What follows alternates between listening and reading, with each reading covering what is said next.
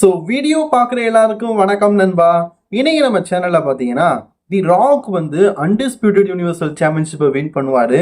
Roman Reigns ரசல்மேனியாவில் மீண்டும் champion ஆவார் அப்படிங்கிற மாதிரி ஒரு செய்தி இருக்குது. மற்றும் ஜே உசோ இரியா ரிப்ளை பற்றி ரொம்பவே இன்ட்ரெஸ்டிங்கான நியூஸ்.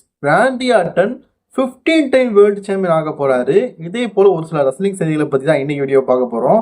அதுக்கு முன்னாடி சேனலுக்கு முதல் வந்திருக்கீங்களா, சப்ஸ்கிரைப் பண்ணி பெல் ஐக்கானை கிளிக் பண்ணி வச்சுக்கோங்க. தினமும் போற ரெஸ்லிங் செய்திகளை தமிழ் மொழியில தெரிஞ்சுக்கோங்க. ஃபர்ஸ்ட் நம்ம எதை பத்தி பார்க்க போறோம்னா, இந்த வருடம் ரசல்மேனியா பிளான், ராயல் ரம்பிள் பிளானை பத்தி நமக்கு ஒரு அப்டேட் கிடைச்சிருக்குது. வாங்க பார்க்கலாம். இந்த 2025 ரசல்மேனியாவில் ராக்குக்கும் ரோமன் ரெயின்ஸுக்கும் தான் மெயின் இவெண்ட் மேட்ச் நடக்குன்னு சொல்லிட்டு எல்லா விதமான ரசலிங் அப்சர்வர்ஸும் சொல்கிறாங்க. நானும் அதுதான் சொல்கிறேன்.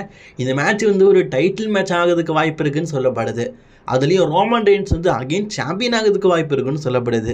WWE ரோமன் ரெயின்ஸுக்கும் ராக்குக்கும் எந்த அளவுக்கு ஒரு பிளான் வச்சுருக்காங்களோ அதே மாதிரி கோடி ரோட்ஸுக்கும் ராக்குக்கும் ஒரு தனிப்பட்ட கருத்து இருக்குது. இவங்களுக்குள்ள ஆல்ரெடி ஒரு ஃபியூடை போன வருடம் ரசல்மேனியாலே ஆரம்பிச்சிட்டாங்க. ஆமாம், கோடி ரோட்ஸை வந்து க்ளீனாக பீட் பண்ணிட்டாரு ராக்கு. அப்போ கோடி ரோட்ஸுக்கும் ராக்குக்கும் ஒரு பாண்டிங் இருக்குதுல்ல. அது மட்டும் இல்லாமல் ராலையே ரசல்மேனியா ஆஃப்டர் ராலையே வாக்கிட்ட இருக்கிற டைட்டில் எனக்கு வேணும் அப்படிங்கிற மாதிரி ராக்கு கேட்டிருப்பாரு. அதை தூக்கி போட்டு அழகு வேற பார்த்துருப்பாரு தி ராக்கு. அப்படிப்பட்ட ராக்கு அந்த அன்டிஸ்பியூட்டட் டைட்டிலுக்காக மோதாமல் இருப்பாரா? கண்டிப்பாக மோதுவார்ல. சில செய்திகள் ரசல்மேனியா 2025 ரசல்மேனியாவில் கோடி ரோட்ஸ்க்கும் தி ராக்குக்கும் அன்டிஸ்பியூட்டட் WWE சாம்பியன்ஷிப் மேட்ச் நடக்கும்னு சொல்கிறாங்க. அப்படி பார்த்தா ரசல்மேனியாவில் ரோமன் ரெயின்ஸுக்கு ராகுக்கு மேட்ச் நடக்காது. WWE வந்து முழுக்க பிளட் லைன் ஸ்டோரி லைனில் ரோமன் ரெயின்ஸ்க்கு அகேன்ஸ்டாக எல்லாரும் போகிற மாதிரி காட்டுறாங்க. அப்போ கண்டிப்பாக ரோமனுக்கும் ராகுக்கும் இந்த வருஷம் ரசல்மேனியா மேட்ச் நடக்கும். அப்போ எப்படி ஒருவேளை WWE இப்படி பண்ணதுக்கு வாய்ப்பு இருக்குது. ரசல்மேனியாவில் நடத்த வேண்டிய ரோமன் ரெயின்ஸ் ராக்கு வெர்சஸ் கோடி ரோட்ஸ்க்கான மேட்சை ராயல் ரம்பிள் நடத்தலாம். ஏன்னா ராயல் ரம்பிள்னு சாதாரண அரங்கத்தில் நடக்கலையே. எப்படி ரசல்மேனியா ஒரு பெரிய அரங்கத்தில் நடக்குதோ அதே மாதிரி பெரிய ஸ்டேஜில் தான் நடக்க போகுது. கிட்டத்தட்ட 50,000 60,000 ஆடியன்ஸ் அட்டண்டன்ஸ் ஆவாங்கன்னு சொல்லுது. அதில் ஒரு வேளை கோடி ரோட்ஸை வீழ்த்தி ராக்கு சாம்பியன் ஆனால் ஹியர்டனாக இருக்கிற ராக்குக்கும் ஃபேஸ்டனாக இருக்கிற ரோமன் ரெயின்ஸுக்கும் அன்டிஸ்பியூட்டட் சாம்பியன்ஷிப்பை ரசல்மேனியாவில் நடத்தலாம். அப்படி நடந்துச்சுன்னா அவங்க ரோமன் ரெயின்ஸ் வந்து போன வருஷம் ஒரு ஹீலாக ரசல்மேனியாவில் சாம்பியன்ஷிப்பை தோப்பிட்ட அதே ரோமன் ரெயின்ஸ் 2025 லாஸ் வேகாஸில் ஒரு சாம்பியன் ஆகிறதுக்கு வாய்ப்பு இருக்குது. வீக்லி பார்த்தீங்கன்னா தொமாசா சாம்பா வந்து எப்படியாவது ராண்டி ஆர்டனுக்கு ஆர்கேவை போட்டு தீரணும்னு சொல்லிட்டு ரொம்ப முயற்சி பண்ணிட்டு இருக்காரு. அதே மாதிரி இந்த வாரமும் ட்ரை பண்ணியிருக்காரு. அதில் என்ன நடந்தது அப்படிங்கிறத பற்றி அடுத்ததாக பார்க்கலாம். கடந்த ஒரு 4-5 வாரமாகவே ராண்டி ஆர்டனுக்கு ஒரு ஆர்கேவாவது போட்டு தீரணும்னு சொல்லிட்டு தொமாசா சாம்பா கங்கணம் கட்டி தெரிஞ்சிட்டு இருக்காரு. நாம கூட ஒரு சில வாரங்கள்லாம் இதை பற்றி ஒரு வீடியோவாகவே போட்டுட்ருக்குறோம். எப்படியாவது தொமாசா சாம்பா பார்த்தீங்கன்னா ராண்டி ஆர்டனுக்கு ஒரு ஆர்கேவ் போட முயற்சி பண்ணிகிட்டே இருக்காரு WWE ஸ்மாக்டவுன் பேக் ஸ்டேஜில்னு. இந்த வாரமும் அதே மாதிரி ட்ரை பண்ணியிருக்காரு. இந்த தடவை ஆயுதமாக இதை எடுத்துருக்காரு தெரியுமா, அவருடைய பொண்ணுக்கிட்ட போய் இந்த பார் பொண்ணு ராண்டி ஆர்டன்கிட்ட போயிட்டு நான் அவங்க பிக்கஸ்ட் ஃபேனு, எனக்கு சைன் பண்ணித்தாங்க அப்படின்னு கேளு. ராண்டி ஆர்டன் சைனிங் பண்ணுவான். அந்த நேரம் பார்த்து நான் அவனுக்கு ஆர்கேவை போட்டுருவேன்னு சொல்கிறாரு.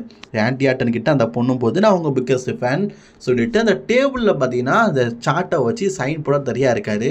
இதுதான் கரெக்டான நேரம், ஆர்கேவை போடலான்னு சொல்லிட்டு தொமாசா சாம்பாவும் ஓடுற நேரம் பார்த்து ஆஹா இந்த எனக்கு வாட்டமாக இல்லை, நான் கையை வச்சே சைன் போடுன்னு சொல்லிட்டு கையில் வச்சு அந்த டேப் வச்சு சைன் போடுறாரு. அப்போ தொமாசா சாம்பா அப்படியே வலிக்கு பின்னாடி விழுந்துடுறாரு. வாரம் ஆர்கேவை போடுறேன்னு சொல்லிட்டு ட்ரை பண்ணி சொதப்பலாகுதுல. அதே மாதிரி இந்த வாரமும் தொமாசா சாம்பாவால் ராண்டி ஆர்டனுக்கு ஆர்கேவோ போட முடியலை. அந்த தொகுப்பை இன்னும் உங்களுக்கு வீடியோவாக காட்டுறேன், நீங்களே பார்த்து ரசிங்க அந்த வீடியோவை. பொண்ணை காட்டிட்டாரா, பொண்ணுகிட்ட போய் நைஸாக ராண்டி ஆர்டன் கிட்ட சைன் வாங்க சொல்கிறாரா, ஆர்டன் கிட்ட சைன் வாங்க போது பாருங்க.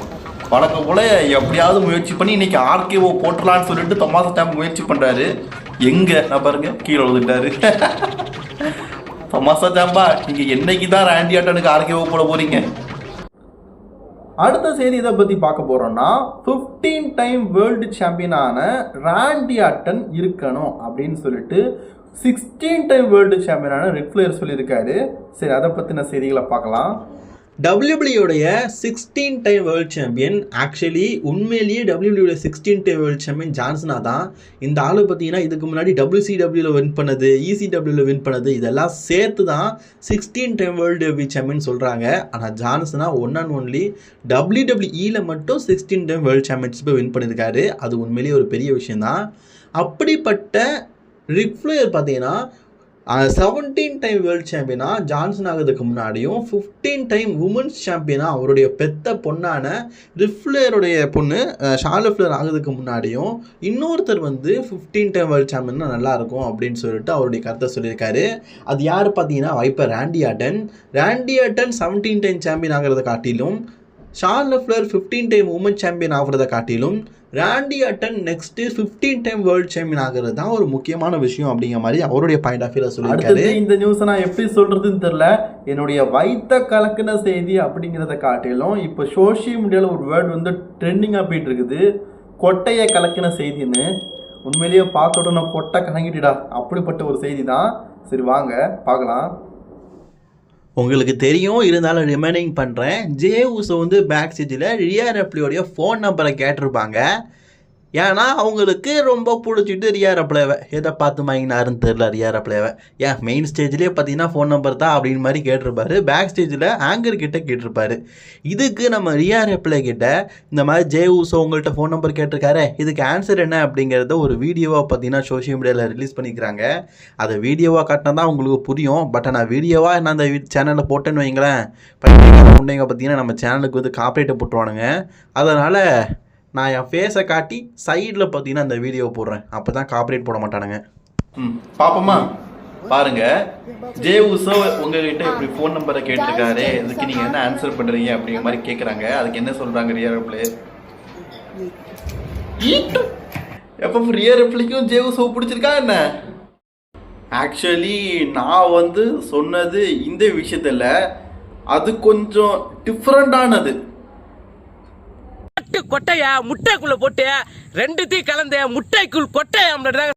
உண்மையிலே எனக்கு பார்க்கும்போது அப்படிதான் தோணுச்சு. அந்த போட்டோ உங்கள்கிட்ட காட்டுறேன், நீங்களே பாருங்க. நான் சொன்ன மேட்ரு இதுதான். என்னப்பா இதுக்கா இவ்வளோ பில்டப்பு, என்னமோ முட்டைக்குள் கொட்டையெல்லாம் சொன்னேன், இது அவ்வளோ பெருசாக தெரியலன்னு கேட்டிங்கன்னா ஃபுல் இமேஜை பாருங்கள், அதுக்கப்புறம் நீங்களே முடிவிடுங்க. ஏண்டா ஜே ஊசோ கர்ப்பமான ஜே ஊசோ ஆக்கிட்டீங்களாடா, அடா பாவியலா. மாமீடியா அப்படியே பார்க்கறதுக்கு ஆண் மாதிரி இருக்கிறாங்க, அது ஓகே தான்.